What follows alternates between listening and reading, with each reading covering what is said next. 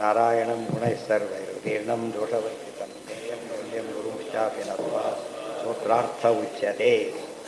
ಓಂ ಅತಾತೋ ವರ್ಮ ಜಿಜ್ಞಾಸಾಯ. ಏನ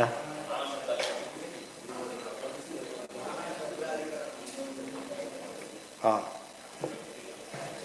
ನಾನಾ ಶಬ್ದಾದಿಭೇದ ಶಬ್ದೋ ಅನುಮಾ ತಥೈವಾಕ್ಷೋ ಯೋಗ್ಯತಾಭೇತತಸ್ತದಾ ಬ್ರಹ್ಮಾದೀನಾಮೇಕಮರ್ಥಂ ಬಹುಧಾ ದರ್ಶಯಂತಿ ಅತಃ ಪೂರ್ಣತ್ವಮೀಶಸ್ಯ ನಾನೈವ ಯೇಷಾಂ ಪ್ರದೃಶ್ಯತೆ ಅತಃ ಫಲಸ್ಯ ನಾನಾತ್ವಂ ನಾನೈವೋಪಾಸನಂ ಯತಃ ಇತಿ ಬ್ರಹ್ಮತರ್ಕೆ ಅಥೋ ಭೂಮತ್ವಮಪಿ ನಾನೈವ ಉಪಾಸ್ಯತೆ.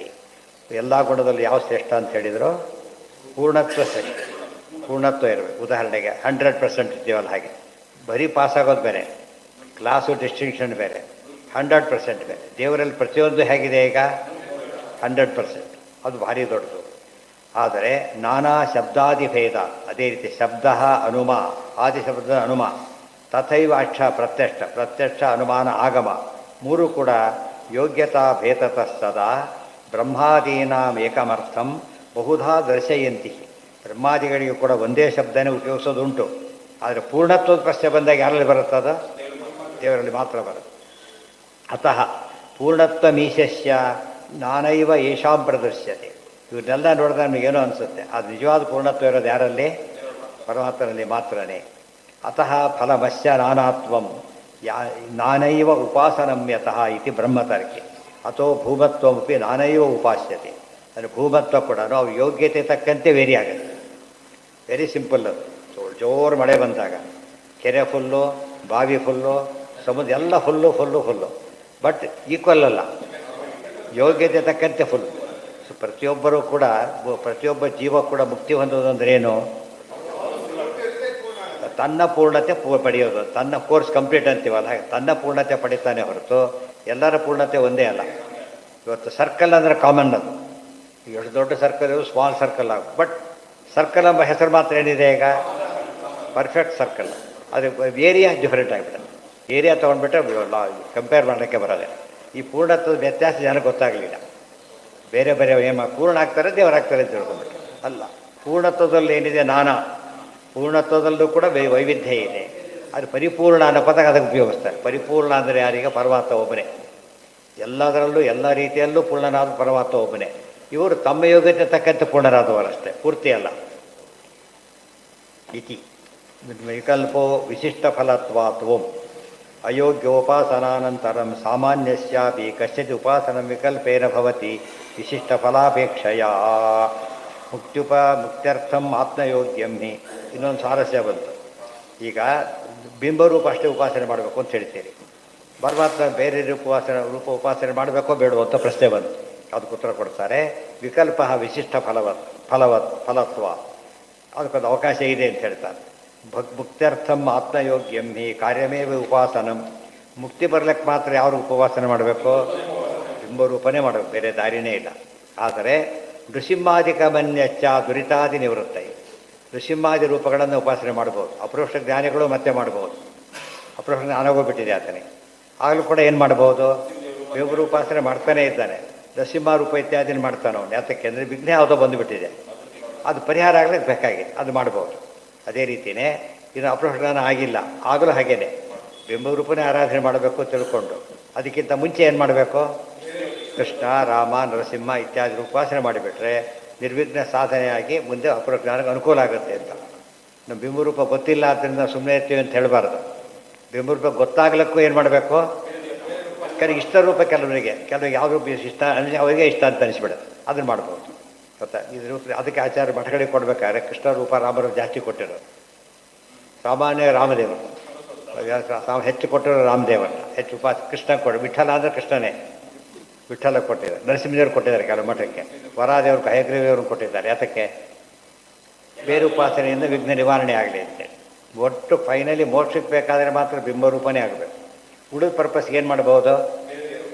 ಇವತ್ತು ದೊಡ್ಡ ದೊಡ್ಡ ಋಷಿಮುನಿಗಳೆಲ್ಲ ತಪಸ್ ಮಾಡ್ಬೇಕಾದ್ರೆ ದೇವತೆಗಳೆಲ್ಲ ಅವರಾಗಲೇ ಅಪರೋಕ್ಷ ಜ್ಞಾನಿಗಳೇ ಅವರೆಲ್ಲ ಕೂಡ ಮತ್ತೆ ಆರಾಧನೆ ಮಾಡ್ತಾರೆ. ಯಾತಕ್ಕೆ ಅಂದರೆ ಬೇರೆ ಒಂದು ಫಲ ಅಪೇಕ್ಷೆಯಿಂದ ಮಾಡ್ತಾರೆ ಅಷ್ಟೇ. ಹಾಂ ಹಾಂ ಏನಿಲ್ಲ, ಹಾಗೇನಿಲ್ಲ. ಮೊದಲು ಕೊಟ್ಟವ್ರಿಗೆ ಆಗಿರ್ಬೋದು ಅಷ್ಟೇ. ಬಾರಿ ಮೊದಲೇ ಕೊಟ್ಟರಲ್ಲ ಆಚಾರ್ಯ ಯಾರಿಗೆ ಅಂತೇಳಿ ಅವರಿಗೆ ಆಗಿರ್ಬೋದು, ಅದೇ ಹೇಳಿಲ್ಲ, ಆಗಿರೋ ಚಾನ್ಸಸ್ ಇದೆ. ಹುಡುಗರಿಗೆ ಆಗಿರ್ಬೇಕಾಗಿಲ್ಲ. ಅದೇನು ಕಾಮ್ಯಾಸ್ತು ಯಥಾ ಕಾಮಂ ಸಮುಚ್ಚೀಯೇರನ್ನವ ಪೂರ್ವಹೇತ್ವಭಾವ ತ್ವಂ ಯಸ್ಯ ಯಸ್ಯ ಹಿ ಯಃ ಕಾಮಃ ತಸ್ಯ ತಸ್ಯ ಹಿ ಉಪಾಸನಂ ತಾದೃಶಾನಾಂ ಗುಣಾನಾಂಚ ಸಮಾಹಾರಂ ಪ್ರಕಲ್ಪಯೇ. ಯಾರ್ಯಾರು ಏನೇನು ಸ್ಪೆಷಲ್ ಆದ ಇಷ್ಟ ಇರ್ತದಲ್ಲ ಅವರವರ ಉಪವಾಸನೆ ಮಾಡಬಹುದು. ಅಕಾಮತ್ವಾತ್ ಮೋಕ್ಷೋಣಾಂ ನವ ಏತೇಷಾವತ್. ಆದರೆ ಮುಮುಕ್ಷುಗಳಿಗೆ ಬೇರೆ ಅಪೇಕ್ಷೆ ಇರೋದಿಲ್ಲ, ಒಂದೇ ಗುರಿ. ಫಸ್ಟ್ ಏನದು? ಮೋಕ್ಷ ಆಗಬೇಕು. ಅವ್ರಿಗೇನು ಉಪಾಸನೆ ಮಾಡಬೇಕು? ಅವರು ಬಿಂಬರೂಪನೇ. ಅದಕ್ಕೆ ಯಾವಾಗಲೂ ಕಾನ್ಸಂಟ್ರೇಷನ್ ಯಾವ ಕಡೆ ಕೊಡಬೇಕು? ನಾವು ಬಿಂಬರೂಪಕ್ಕೆ ಕೊಡಬೇಕು. ತುಷ್ಟ್ಯರ್ಥಂ ಈಶ್ವರಸ್ಯೈವ ನ ಚ ಉಪಾಸ ವಿದುಷ್ಯತಿ ಇತಿ ಬೃಹತ್ತಂತ್ರೆ. ಈ ರೀತಿ ಮಾಡೋದ್ರಿಂದ ಭಾರಿ ಅನುಕೂಲ. ಅದಕ್ಕೆ ಬಿಂಬರೂಪ ಗೊತ್ತಿಲ್ಲ ಹೋದಲ್ಲೋ ಬಿಂಬರೂಪ ಅಂತ ಹೇಳಿದ್ರೆ ಆಯ್ತು. ಯಾವುದೋ ಇನ್ಸ್ಟಿಟ್ಯೂಷನ್ ಡೈರೆಕ್ಟ್ರ್ ಯಾರೋ ಗೊತ್ತಿಲ್ಲ, ಇದು ಡೈರೆಕ್ಟ್ರ್ ಬರೋದ್ರೆ ಆಯ್ತು ಅಷ್ಟೇ. ಹೆಸರು ಬರಿಬೇಕಾಗಿಲ್ಲ. ಹೆಸರು ಯಾವಾಗ ಬರಿಬೇಕಾಗತ್ತೆ? ಪರ್ಸನಲ್ ಅವನೇ ಆಗಬೇಕಾಗಿದ್ದರೆ ಮಾತ್ರ ಗೊತ್ತಿರಬೇಕಷ್ಟೆ. ಬರೀ ಆಫೀಸ್ ಕೆಲಸ ಆಗ್ಬೇಕಾದ್ರೆ ಹೆಸರು ಬೇಕಿಲ್ಲ.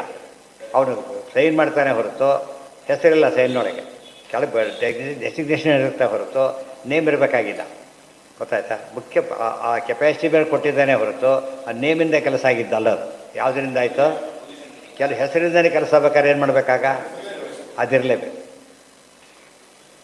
ಓಂ ಅಂಗೇಶು ಯಥಾಶ್ರಯ ಭಾವ ಅಂಗದೇವತಾನಾಂ ಯಥಾ ತಥಾ ಪರಮೇಶ್ವರಾಂಗತ್ ಆಶ್ರಯತ್ವ ಚಕ್ಷೋ ಸೂರ್ಯೋ ಅಜಾಯತ ಇತ್ಯಾದಿ ತಥಾ ಭಾವನಾ ಕರ್ತವ್ಯ. ಉಳಿದ ದೇವತೆಗಳ ಆರಾಧನೆ ಮಾಡಬೇಕಾದ್ರೆ ಮಾತ್ರ ಪ್ರತ್ಯೇಕ ಪೂರ್ತಿ ಮಾಡಬಾರದು. ಸೂರ್ಯನ ಆರಾಧನೆ ಮಾಡಬೇಕು. ಏನಂತ ಆರಾಧನೆ ಮಾಡಬೇಕೀಗ? ಪರಮಾತ್ಮ ಇದ್ದಾನೆ, ಪರಮಾತ್ಮನ ಕಣ್ಣಲ್ಲಿದ್ದಾನೆ, ಇಷ್ಟೇ ಉಪಾಸನೆ ಹೊರತು ಸರ್ವತ್ರ ವ್ಯಾಪ್ತ ಉಪಾಸನೆ ಮಾಡಬಾರ್ದು. ಗೊತ್ತಾಯ್ತಾ? ನೀರು, ವರುಣ ಎಲ್ಲರಿದ್ದಾನೆ. ಅದೇ ರೀತಿಯಲ್ಲಿ ಕಿವಿಗಳು, ದಿಗ್ದೇವತೆಗಳು, ಅವರ ಸ್ಥಾನ ಡಿಫೈನ್ ಆಗಿಬಿಟ್ಟಿದೆ. ಅಲ್ಲಲ್ಲಿರೋದು ಚೇಂಬರಲ್ಲಿ ಅವರು ಇರ್ತಾರೆ. ಉಳಿದ ಕಡೆಯಲ್ಲಿ ಯಾರು ಇರ್ತಾರೆ? ಸ್ವಲ್ಪ ಕೇಸ್ ವರ್ಕರ್ಸ್ ಅವರಲ್ಲಿ ಇರ್ತಾರೆ. ಅವರ ಆ ಸ್ಥಾನದಲ್ಲಿ ನೋಡಬೇಕು ಹೊರತು ಏನು ಮಾಡಬಾರ್ದು? ಬೇರೆ ಕಡೆ ನೋಡೋಕ್ಕೆ ಹೋಗಬಾರ್ದು. ಅದಕ್ಕೆ ಅಂಗಾಶ್ರಿತರವರೆಲ್ಲ. ಅಂಗೇಶು ಯಥಾ ತಥಾ ಆಶ್ರಯ ಭಾವ. ಎಲ್ಲೆಲ್ಲಿ ಆಶ್ರಯಿಸಿರ್ತಾರೋ ಅಲ್ಲಲ್ಲಿ ಚಿಂತನೆ ಮಾಡಬೇಕೆ ಹೊರತು ಎಲ್ಲ ಕಡೆ ಮಾಡೋಕ್ಕೆ ಹೋಗಬಾರ್ದು. ಓಂ ಶಿಷ್ಟೇಶ್ಚ ಓಂ. ಅದಕ್ಕೆ ತತ್ವನ್ಯಾಸ ಮಾತೃಕಾಸ ಮಾಡಬೇಕಾದ್ರೂ ಕೂಡ ಕರೆಕ್ಟಾಗಿ ಆದಷ್ಟು ಅದು ಆ ಚಿತ್ರ ಬರಹ ಮಾಡ್ತಾರೆ. ಗೊತ್ತಾಯ್ತಾ? ಅಲ್ಲಲ್ಲೇ ನ್ಯಾಸ ಮಾಡೋದು. ನ್ಯಾಸ ಅಂದ್ರೇನು? ಇದ್ದಾರೆ ಅಂತ ತಿಳ್ಕೊಳ್ಳೋದು. ಇದ್ದಾರೆ ಅಂತ ತಿಳ್ಕೊ ಚಿಂತನೆಗೆ ನ್ಯಾಸ ಅಂತ ಕರೆಯೋದು. ಯಾರಿಗೆ ಇರ್ಬೋದು? ಯಾಕೆ ಇರ್ಬೋದು? ಯಾಕೆಂತ ಒಂದು ಇದಕ್ಕೆ ನಿಮಗೆ ಡಿಪೋ ಎಷ್ಟು ಜನ ಕೊಡ್ಬೋದು? ರೇಷನ್ ಡಿಪೋಗೆ ಸಾವಿರಾರು ಜನ ಇರ್ಬೋದು. ಇವ್ರಿಗೆ ಅಫೆಕ್ಟ್ ಆಗಲ್ಲ. ಆಯ್ತಾ? ಇದಕ್ಕೆ ಆಗಬೇಕಾಗಿಲ್ಲ. ಇದಕ್ಕೆ ಆಗ್ಬೋದೂ ಇಲ್ಲ, ಆಗಬಾರ್ದು ಇಲ್ಲ, ಆಗಬೇಕೋ ಇಲ್ಲ. ಅವರ ಇದಾಗಿಲ್ಲ. ಅದಕ್ಕೆ ಹೇಳಿದ್ದಾರೆ ಆಚಾರ್ಯ, ಕೃಷ್ಣರೂಪನೇ ಬಿಂಬರೂಪ ಆಗಿರೋರು ಇರ್ತಾರೆ. ಕೃಷ್ಣ ನೋಡಿದ್ರೆ ಬಿಂಬ ದರ್ಶನ ಆಯಿತು ಅವರಿಗೆ. ಅಷ್ಟು ಜನಕ್ಕೆ ಆಯಿತು. ತುಂಬ ಜನಕ್ಕೊಂದೇ ಅಂತ ಆಯ್ತಲ್ಲ.